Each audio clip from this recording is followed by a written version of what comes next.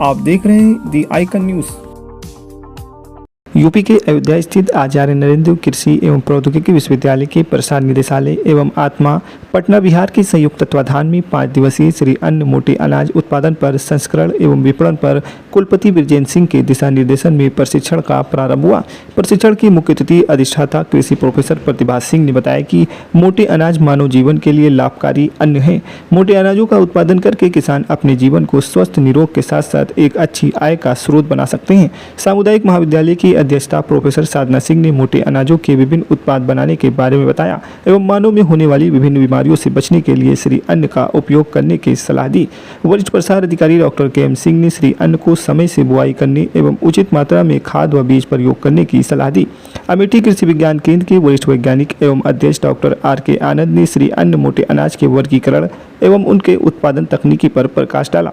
पटना जनपद से आए कृषक प्रशिक्षण में मनोज, रोहन, रवि, रंजन, राजकुमार, अजय, ज्ञानदेव, शशिकांत, राममूर्ति, दिलीप, पंकज आदि प्रतिभाग कर रहे हैं। पूर्व में जो भी हम मिलेट्स का उत्पादन करते थे वो सामान्यतः ऐसी जमीन पर करते थे जहाँ पे सिंचाई की सुविधा नहीं होती थी या वो नहीं, क्योंकि ये जो है अब क्या है कि मिलेट्स का जो महत्व इतना ज्यादा बढ़ गया है कि हमारे जीवन के लिए अहम रोल हो रहा है। आपने देखा होगा जब भी हम जैसे डायबिटीज का पेशेंट है, हाइपरटेंशन है या कैंसरस है, विद्या इसकी पोषक तत्व बीमारियां कैसे हम रोक सकते हैं।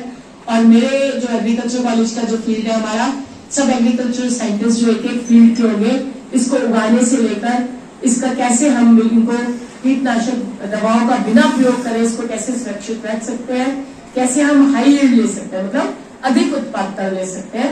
इन सब विषयों पे हम चर्चा करेंगे। इन्हीं शब्दों के साथ मैं आपका फिर से स्वागत करती हूँ। नैक के बारे में जो साधन बताए, हमारी यूनिवर्सिटी बहुत साफ सुथरी सुंदर हो गई। आप इस विश्वविद्यालय में घूमेंगे, पर्यावरण का आनंद लेंगे, आपको विश्वविद्यालय में बहुत सारी चीजें देखने को मिलेगी कि कैसे किसी चीज को सिस्टमेटिक बनाया जा सकता है। और हमारे भी कृषि के क्षेत्र में बहुत सारे प्रोग्राम चलते हैं।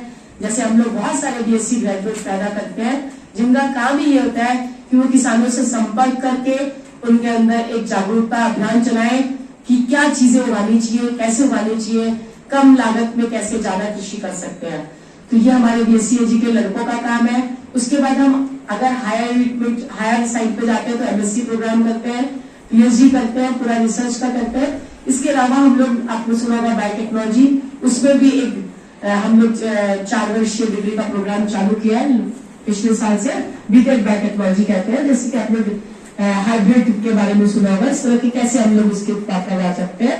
हमारा मेन तो शिक्षण के कार्य, हमारे जो विश्वविद्यालय का जो मेन काम है वो 3 भागों में बटा है। एक तो शिक्षा है, दूसरा रिसर्च है।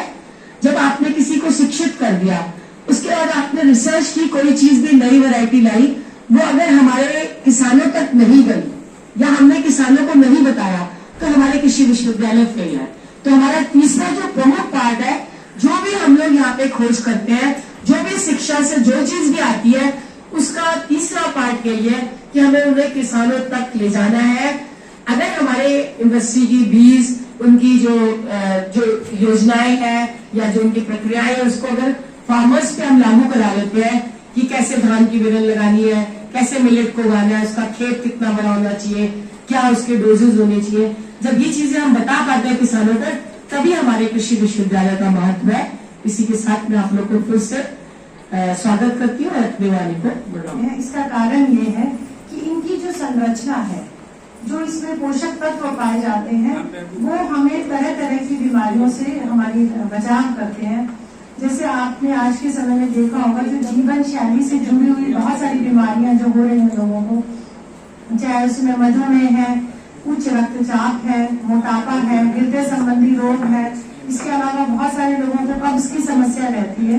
तो ये जो मोटे अनाज है, इनकी संरचना इस तरह की है। एक तो इसमें प्रोटीन काफी मात्रा में पाई जाती है। रागी एक ऐसा मोटा अनाज है जिसमें कैल्शियम बहुत मात्रा में पाया जाता है। इसी तरह इनमें रेशे की मात्रा बहुत अधिक है। तो विभिन्न अलग अलग बीमारियों के लिए ये इसमें जो पाए जाने वाले अलग अलग पोषक तत्व हैं वो हमें बहुत मददगार होते हैं। क्योंकि जैसे हमने बताया, मधुमेह की अगर हम बात करते हैं, जिसको शुगर भी कहते हैं, तो उसमें क्या होता है कि जब भी हम कोई खाना खाते हैं तो हमारे रक्त में जो शुगर की मात्रा है वो तुरंत बढ़ जाती है। और ये मधुमेह के रोगियों के लिए बहुत नुकसानदायक होती है। जैसे अगर आप चावल खाते हैं या आप पके हुए फल है, चाहे वो आम खाते हैं, ऐसे जो बहुत ज्यादा मीठे फल है या मीठी चीजें खाते हैं, तो तुरंत हमारा जो रक्त में शुगर की मात्रा बहुत बढ़ जाती है, जो कि एकदम नुकसानदायक है। लेकिन अगर आप मोटा अनाज लेते हैं तो इसमें भी कार्बोस होते हैं, लेकिन वो जटिल रूप में होते हैं। कहने का मतलब है, अगर आप मोटा अनाज खाएंगे तो वो भी शुगर रक्त में रिलीज करेंगे, लेकिन वह प्रक्रिया बहुत धीरे धीरे होगी, क्योंकि इसमें जो कार्बोस पाए जाते हैं वो जटिल रूप में होते हैं, जिसको हम कहते हैं कॉम्प्लेक्स कार्बोहाइड्रेट्स। तो ये जो कॉम्प्लेक्स कार्बोहाइड्रेट है, ये जो जटिल कार्बोस है, ये धीरे धीरे धीरे धीरे टूटते हैं और फिर शुगर में परिवर्तित होते